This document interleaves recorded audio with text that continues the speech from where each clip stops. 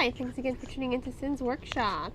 So today we're going to be talking about A Heart So Fierce and Broken by Brigid Kemmerer. Now this is the second novel in her Cursebreakers series.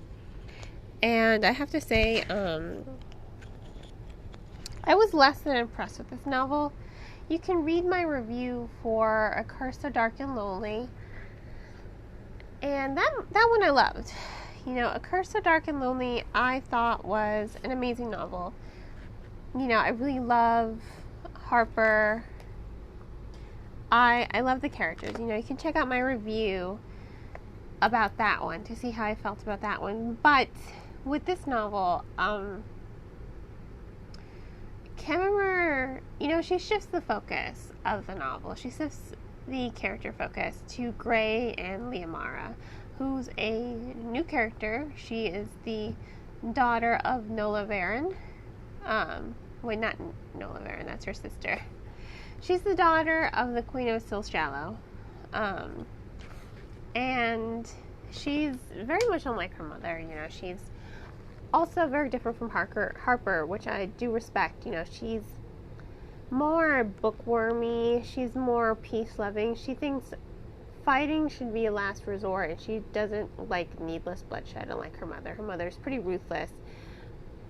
And if you read the first novel, you understand how ruthless she is. I mean, she is a very cold-hearted woman, and she really dislikes her daughter, and I think she dislikes her daughter because Liamara will contradict her, and, you know, she doesn't want to be contradicted. You get to see their dynamic. You get to see how much Liamara's mother sort of detests her.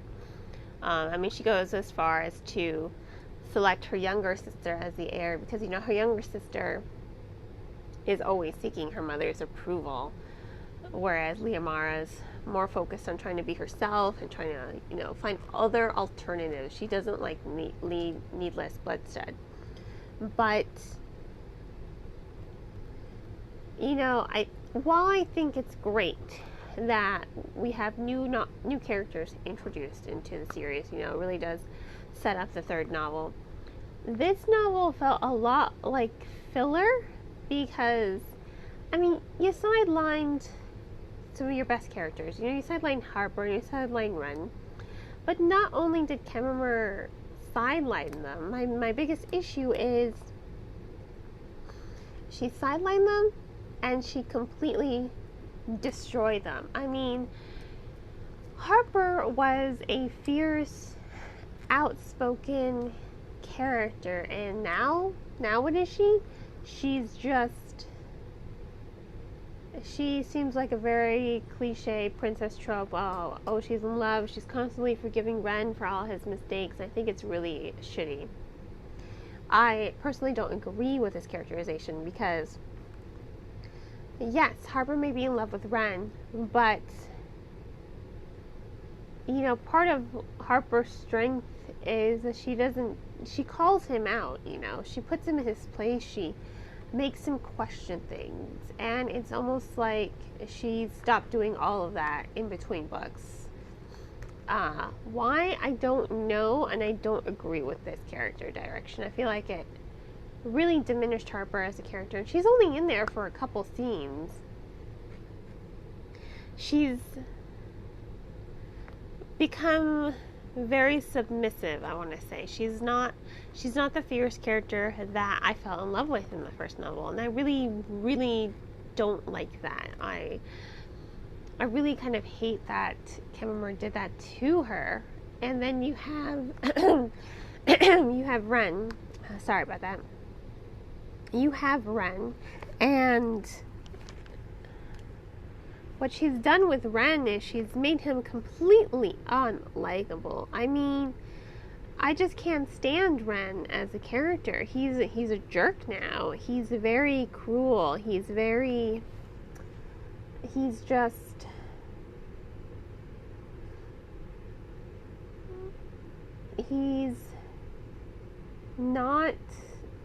a good person anymore.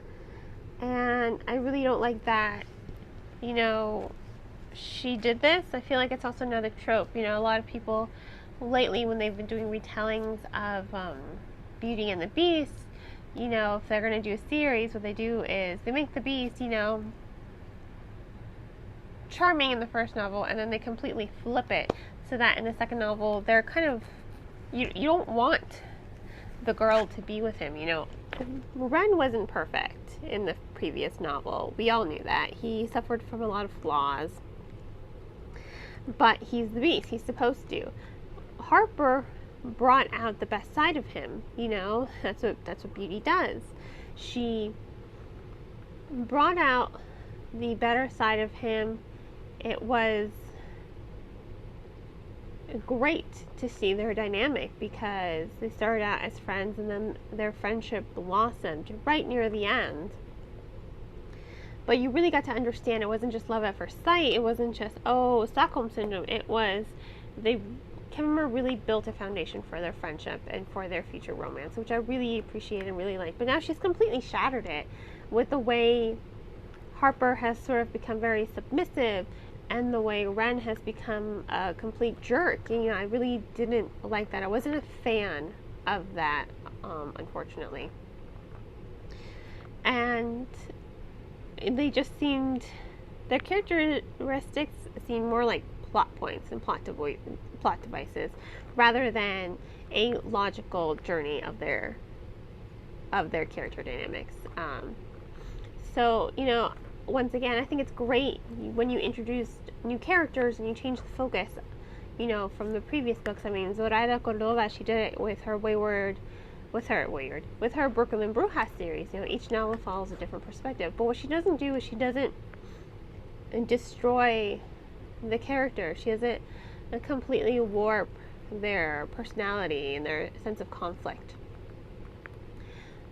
Whereas Kemmerer has done that, and I think it really diminishes the reader's enjoyment of this novel because you read the first novel and you love it so much and you love Harper as a character, and then you see what Harper has become and you're not really a fan anymore. You're kind of questioning Kemmerer's choice, and I was questioning Kemmerer's choice. And I didn't understand Gray either. Like, a lot of the time I wanted to just slap him in the face and just be like, oh my god, will you just tell Ren the truth? Just tell Ren the truth. You know, I feel like it was,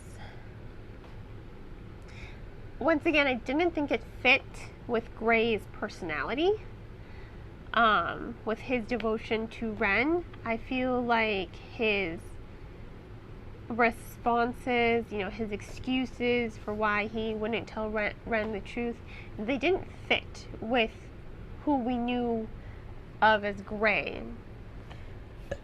At least they didn't fit with my perception of Gray from the first novel, you know. So that was another thing I had to struggle with, because I just wanted to smack him and be like, oh my god, just tell him. Just tell him. It seems like such a cliche trope to throw into stories. You know, oh, they're keeping the secret and they won't tell because they think something bad's gonna happen. Like, I've read that before. I'm not a fan of it because it's just like, oh my god, just tell them the truth. Just tell them the truth. Just, oh my god, you know, I hate that. It really annoys me. I don't think it worked in Gray's, I don't think it worked for Gray's benefit, and it didn't. I mean, he does end up getting hurt, and someone else gets hurt because of him. You know, it definitely doesn't behoove him to keep this a secret, and that's the thing that really bothers me. You know, it's just a plot point in the story to create tension, but it's such an obvious plot point that it's just unnecessary. The author could have created tension with Gray being smarter. You know, it would have worked both ways, and I think it would have worked better if he had just told Ren the truth, because the tension would still be there. And Kemmerer is a good writer. She would be able to wrap it. You know, she'd be able to make it work in her favor to create the tension.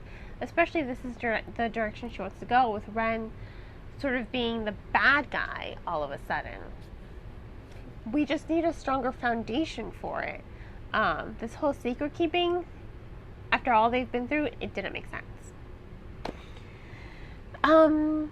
As for The pacing, that was another thing I had an issue with. It was kind of boring.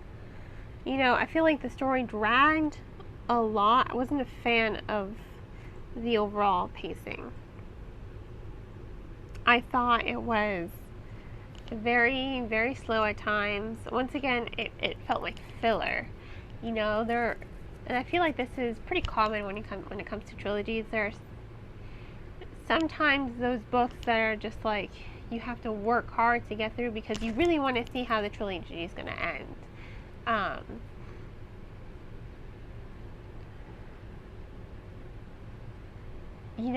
And I've come across this before, where there's a trilogy I've really liked. A lot of you are probably going to hate me, but The Two Towers, for example.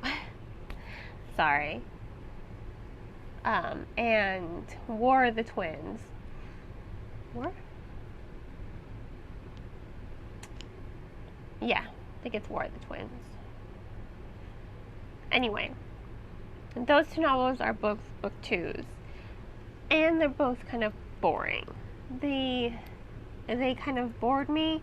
I read them, I still enjoyed them, but I felt like the pacing was lacking. And I feel like that's what happened here. I feel like the pacing was just lacking. It moved too slow at times, and it doesn't really gain momentum until those last two chapters, when Liamara's mother is trying to turn her daughters against one another. I will say this, I did like the character dynamics between Liamara and her younger sister. I do like how they are a united front, how they are completely devoted to one another, and how they don't let her mother turn them against her. I did like that, it really is a step away from the cliches of sisters being turned against one another. So I thought that was a good character development and a good side story right there. But overall, it was just okay. It was meh. I felt meh about this novel. I really think that Kemmerer could have made a lot of different choices. But obviously, if you read the first novel, and if you're looking forward to the third novel, you definitely have to read this novel. So I give A Heart So Fierce and Broken 3 stars. And you can purchase the novel on bookshop.org. And if money's too tight, check it out from your local library. Please support your libraries. They are a great resource for everyone, whether you have money or not. And they're a great resource for students, so we should really support our libraries. And once again, bookshop.org. You can find the link on my blog. If I'm unable to attach it to the description of this. But, just go to bookshop.org. A percentage of all proceeds do go to supporting local booksellers. So, I hope you enjoyed this podcast. Please don't forget to like and subscribe to my channel for more like this. You can check out all my previous reviews. And, on that note, have a great rest of your day. And, as always, happy reading.